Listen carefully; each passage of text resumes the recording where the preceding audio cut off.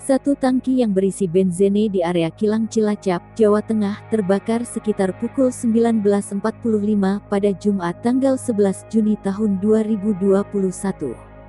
Namun, saat ini Pertamina mengaku telah berhasil mengendalikan kebakaran tersebut. Menurutnya, perseroan masih terus dilakukan upaya pemadaman sisa api di area Bunwol.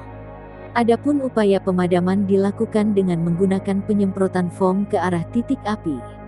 Sejumlah 50 tenaga pemadam diturunkan untuk menangani kebakaran.